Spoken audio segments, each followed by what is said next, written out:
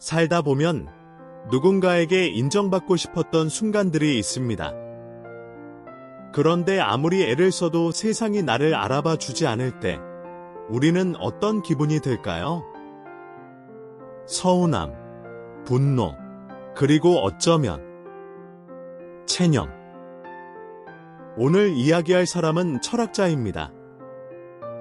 하지만 저는 그의 이론을 설명하려는 게 아닙니다. 한 사람의 인생을 따라가 보려 합니다. 사랑받지 못했고, 인정받지 못했고, 평생 외로웠던 한 남자의 이야기. 그 남자가 어떻게 살았고, 무엇을 느꼈고, 결국 어디에 도달했는지. 그의 이름은 아르투어 쇼펜하우어. 어쩌면 오늘 이야기는 철학자의 이야기가 아니라 우리 자신의 이야기일지도 모릅니다. 1788년 독일 단치히에서 한 아이가 태어났습니다. 부유한 상인 집안의 아들. 겉으로 보기엔 부족할 것 없는 환경이었죠. 하지만 아이는 행복하지 않았습니다. 아버지는 냉정하고 엄격한 사람이었습니다. 사업에 몰두했고 아들에게도 장사꾼이 되길 바랐습니다. 어린 쇼펜하우어는 아버지가 무서웠습니다. 그리고 동시에 아버지에게 인정받고 싶었습니다. 하지만 그 인정은 좀처럼 오지 않았죠. 어머니 요한나는 달랐습니다. 아름답고 사교적인 여자였죠. 하지만 그녀는 아들보다는 자신의 삶에 더 관심이 많았습니다. 문학 살롱을 열고 작가로 활동하며 화려한 사교계를 즐겼습니다. 어린 쇼펜하우어는 어머니의 삶에서 늘 방해물처럼 느껴졌습니다. 이 나이가 되면 이해되는 부분이 있습니다. 부모도 완벽하지 않다는 것, 부모도 자기 삶을 살고 싶어 했다는 것. 하지만 아이에게 그런 이해는 불가능합니다. 아이는 그저 느낍니다. 나는 사랑받지 못하고 있구나. 쇼펜하우어가 17살 되던 해, 아버지가 죽었습니다. 공식적으로는 사고사였지만 많은 사람들은 자살이라고 믿었습니다. 아버지는 창고에서 떨어져 운하에 빠져 익사했습니다. 우울증을 앓고 있었다고 합니다. 상상해 보십시오. 17살 소년이 아버지의 죽음 앞에 섰을 때, 그것도 자살일지 모르는 죽음 앞에. 그 소년은 무엇을 느꼈을까요? 죄책감이었을까요? 내가 더 좋은 아들이었다면? 안도감이었을까요? 이제 그 냉정한 시선에서 벗어났구나. 아니면 버려졌다는 느낌이었을까요? 결국 아버지도 나를 두고 떠났구나. 쇼펜하우어는 평생 이 죽음을 입에 담지 않았습니다. 하지만 그의 철학 전체가 이 경험 위에 세워졌다고 해도 과언이 아닙니다. 세상은 안전하지 않다. 사람은 믿을 수 없다. 삶은 본질적으로 고통이다. 어머니와의 관계는 더 나빠졌습니다.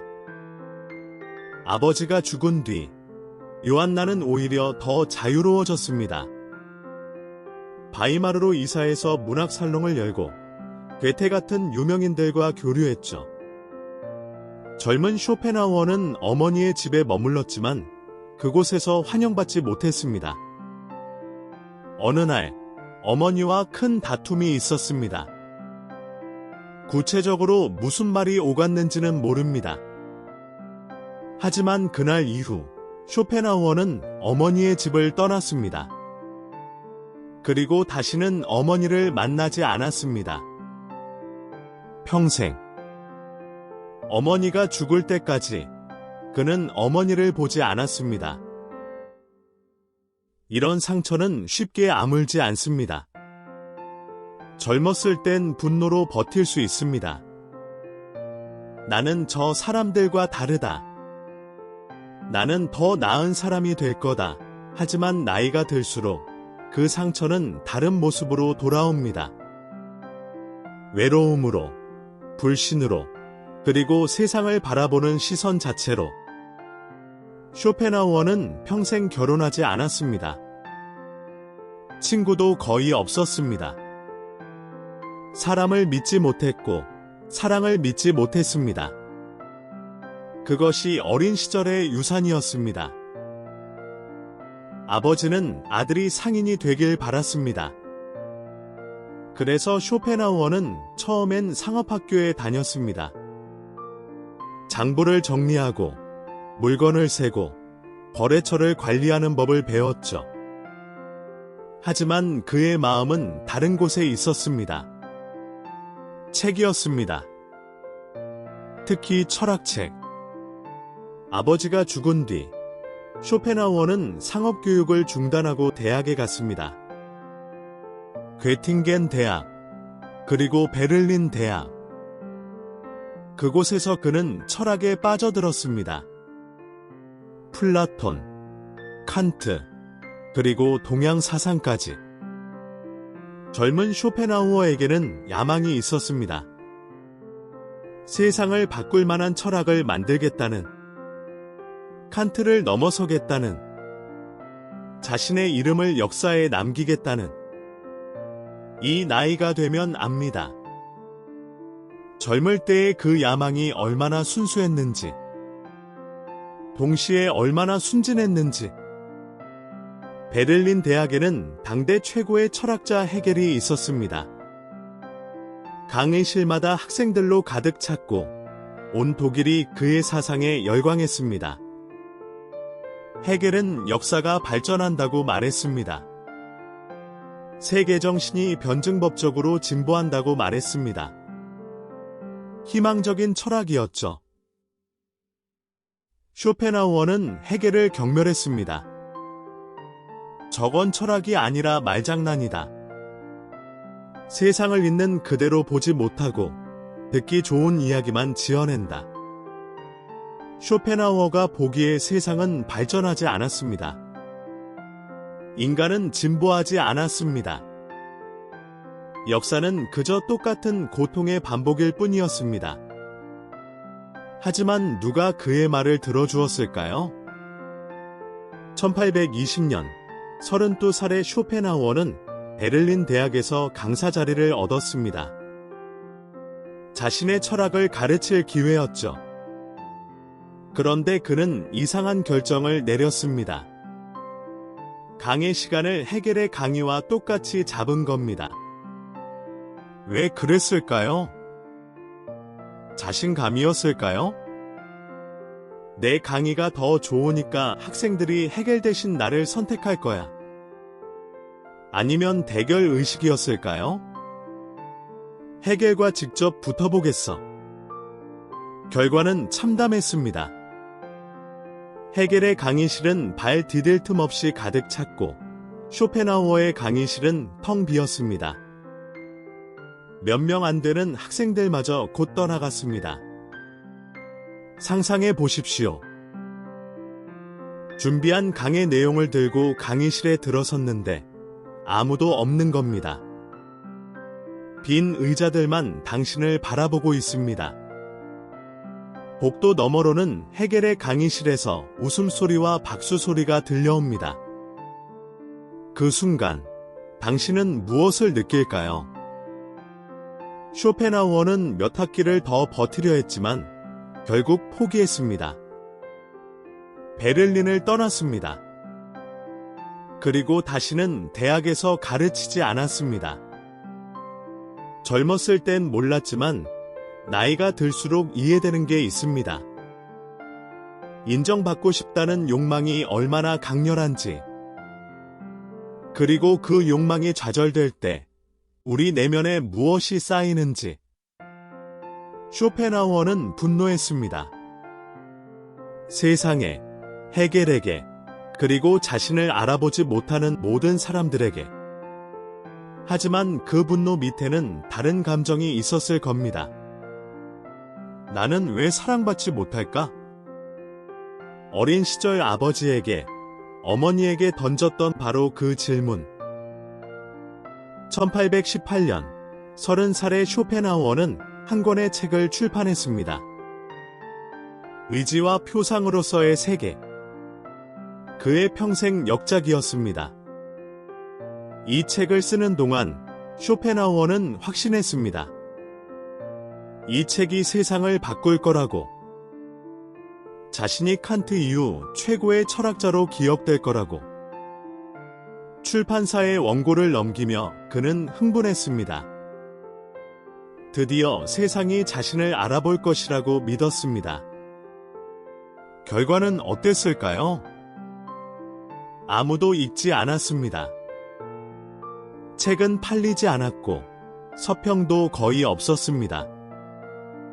몇몇 학자들이 언급하긴 했지만 대부분 무시하거나 비판적이었습니다. 출판사는 몇 년 후 남은 재고를 폐기했습니다. 쇼펜하우어가 평생을 쏟아부은 책이 창고에서 먼지를 뒤집어 쓰다가 버려진 겁니다.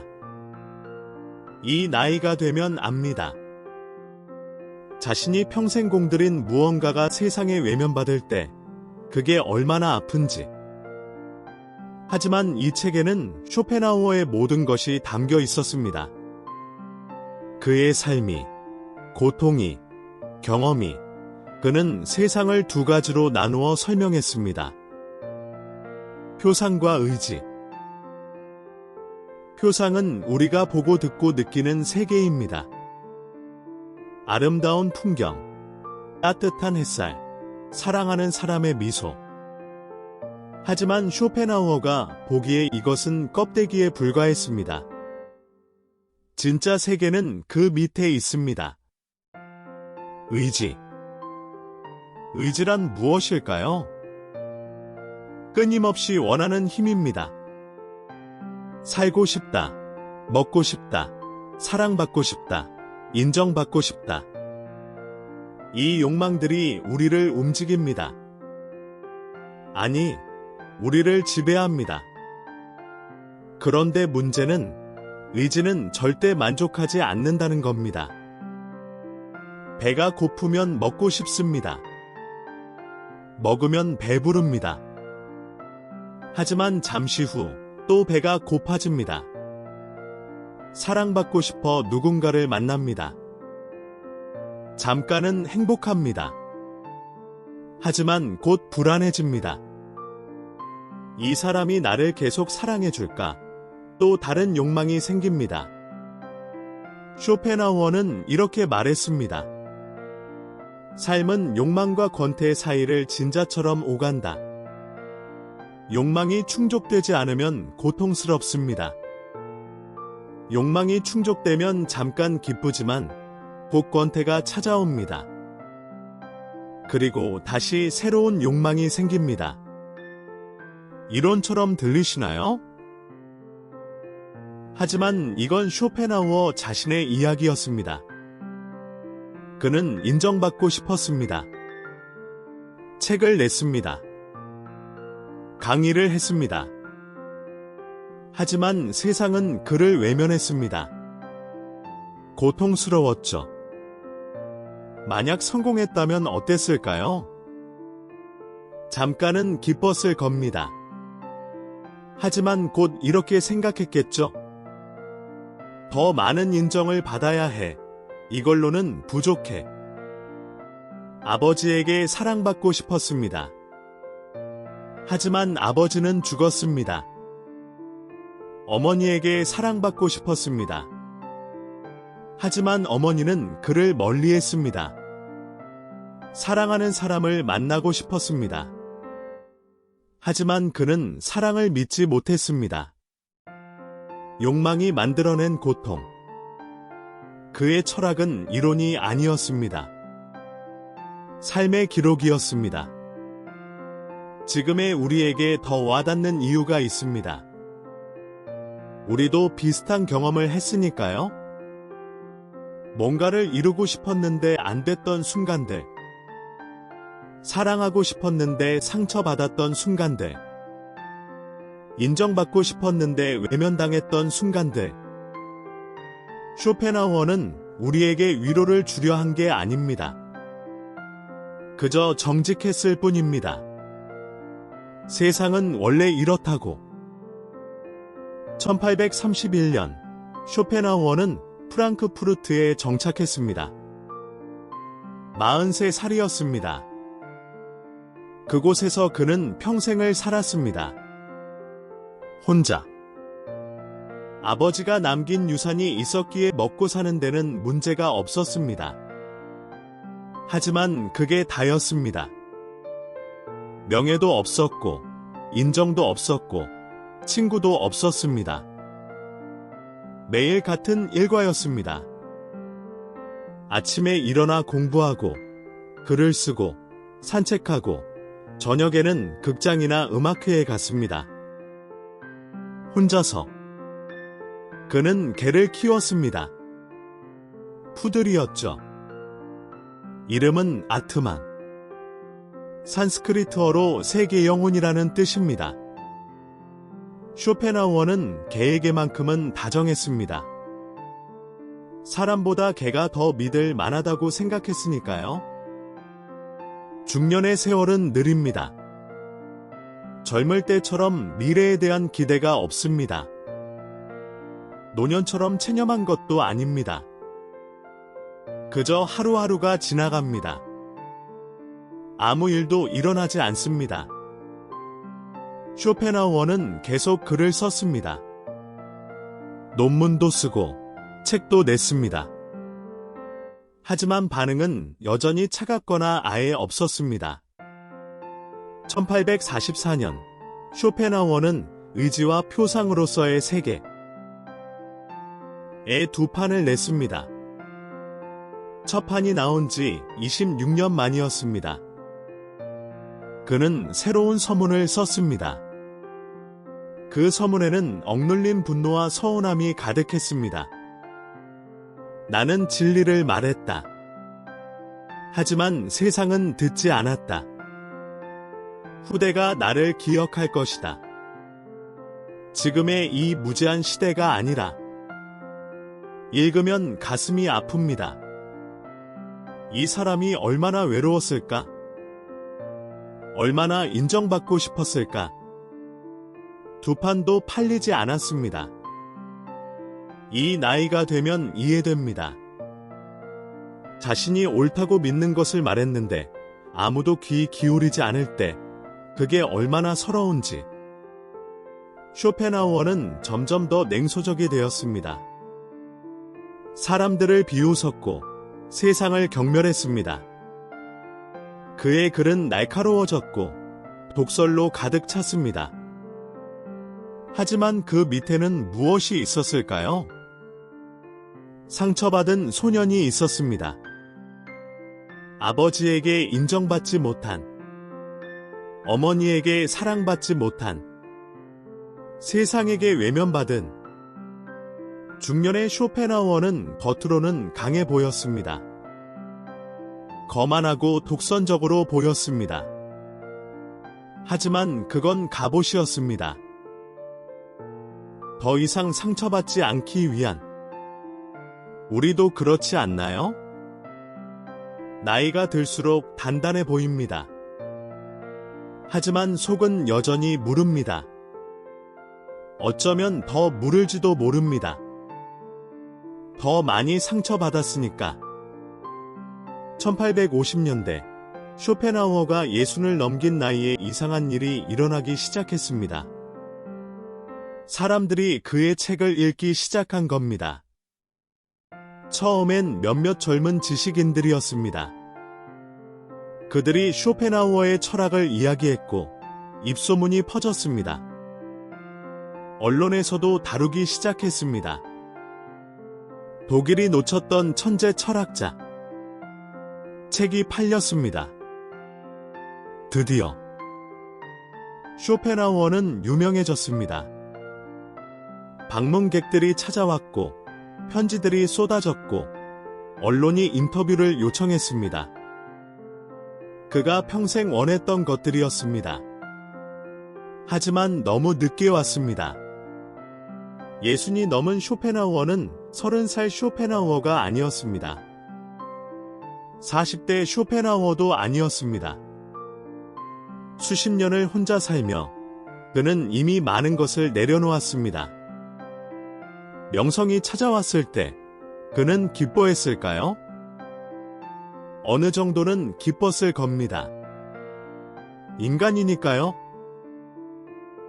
그래, 결국 내가 옳았어라고 생각했을 겁니다.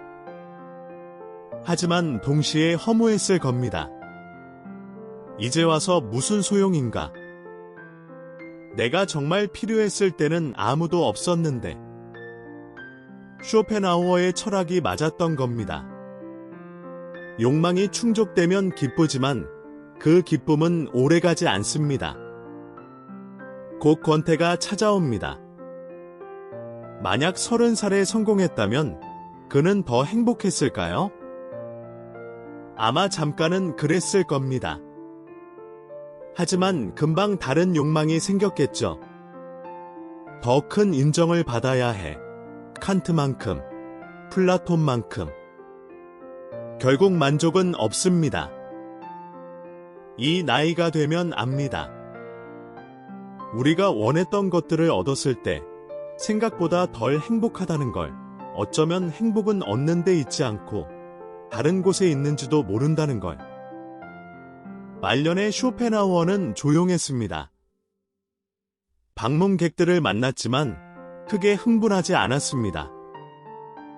칭찬을 들었지만 우쭐해하지 않았습니다.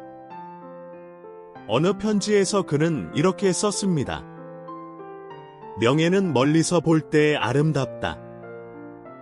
가까이서 보면 그저 그렇다.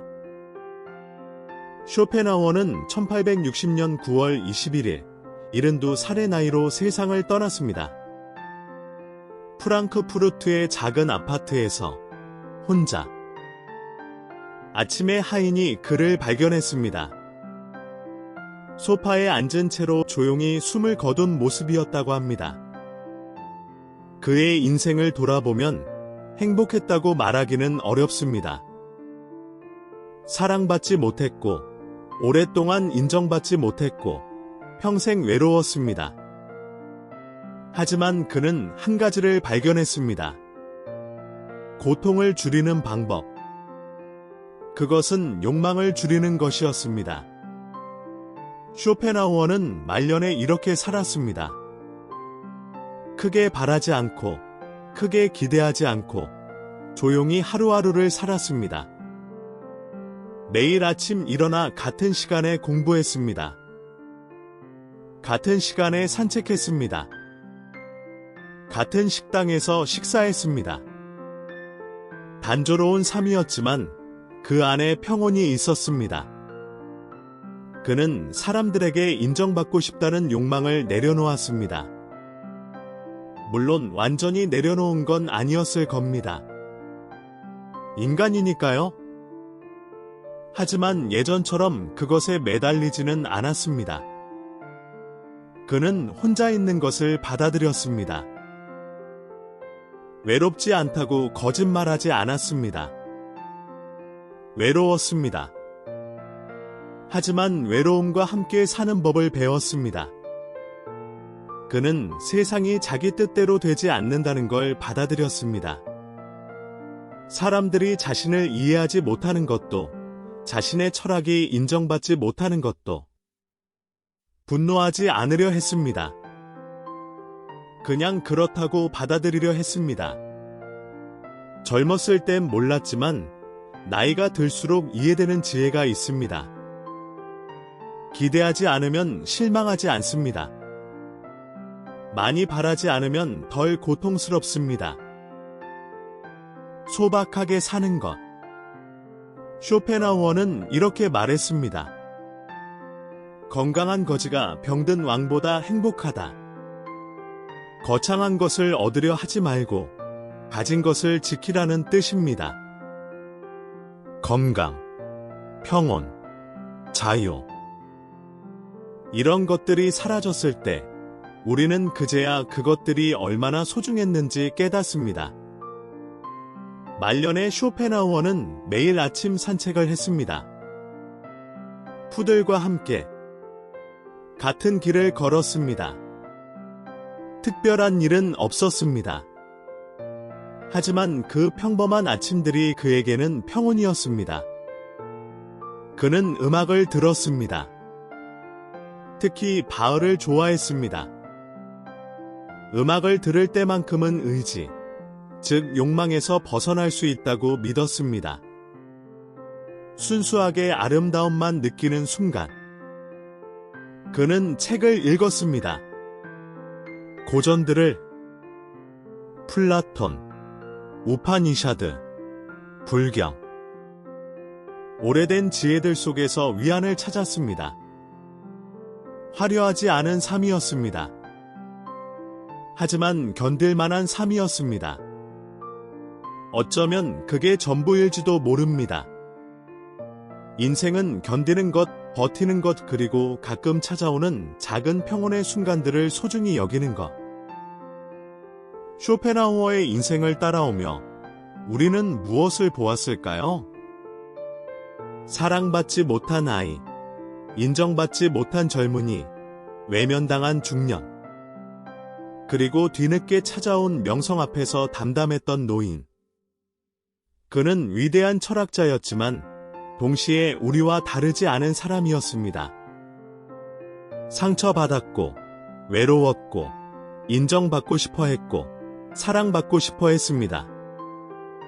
하지만 그는 정직했습니다. 세상에 대해서도, 자신에 대해서도. 인생은 고통이다. 이 말이 비관적으로 들릴 수 있습니다. 하지만 어쩌면 이것이야말로 진짜 위로일지도 모릅니다. 당신이 힘든 게 당신 잘못이 아니라는 것. 세상이 원래 그렇다는 것. 모두가 비슷한 고통을 겪고 있다는 것. 그리고 그 고통을 줄일 수 있는 방법이 있다는 것. 많이 바라지 않는 것. 크게 기대하지 않는 것. 소박하게 사는 것. 혼자를 견디는 법을 배우는 것. 가진 것의 소중함을 아는 것. 이 나이가 되면 이해됩니다. 젊을 때 우리는 뭔가를 이루려고 했습니다. 성공하려고, 인정받으려고, 사랑받으려고. 그게 인생이라고 생각했습니다. 하지만 나이가 들수록 깨닫습니다. 인생은 이루는 것이 아니라 견디는 것이라고. 그리고 견디다 보면 가끔 찾아오는 작은 평온의 순간들이 있다고. 따뜻한 햇살, 조용한 산책, 좋아하는 음악, 혼자만의 시간, 거창하지 않은 것들. 하지만 바로 그 안에 우리가 찾던 평화가 있을지도 모릅니다. 쇼펜하우어는 평생 불행했을까요? 어쩌면 그렇습니다. 그가 바랐던 방식으로는 행복하지 못했으니까요. 하지만 그는 자기 방식대로 평온을 찾았습니다. 욕망을 줄이고, 기대를 낮추고, 있는 그대로를 받아들이며. 우리도 그럴 수 있을까요? 아마도. 오늘 하루 너무 많은 것을 바라지 않는다면, 오늘 하루 누군가에게 인정받으려 애쓰지 않는다면, 오늘 하루 가진 것의 소중함을 조금이라도 느낀다면, 그것만으로도 충분할지 모릅니다. 쇼펜하우어가 마지막으로 남긴 말이 있습니다. 공식적인 유언은 아니고 그가 생전에 한 말입니다. 인생이 끝날 때 우리는 처음과 같은 자리에 있다는 것을 깨닫는다. 하지만 이제는 안다. 그게 어떤 자리인지. 처음엔 무슨 뜻인지 몰랐습니다. 하지만 지금은 조금 알 것 같습니다. 우리는 아무것도 가지고 태어나지 않았고 아무것도 가지고 갈 수 없습니다. 처음에도 혼자였고 마지막에도 혼자입니다. 하지만 이제는 압니다. 그게 슬픈 일만은 아니라는 것을, 그 안에서도 견딜 수 있다는 것을, 그리고 가끔은 평온할 수도 있다는 것을. 오늘 밤 잠들기 전에 한번 생각해 보십시오. 내가 정말 원하는 게 뭔지, 그리고 그게 정말 나를 행복하게 할 수 있는지. 어쩌면 우리에게 필요한 건 더 많은 것이 아니라 더 적은 욕망일지도 모릅니다. 더 큰 성공이 아니라 작은 평온일지도 모릅니다. 쇼펜하우어의 삶이 우리에게 남긴 것은 이론이 아닙니다. 한 사람이 고통 속에서 발견한 견딜 수 있는 삶의 방법입니다. 그것으로 충분합니다.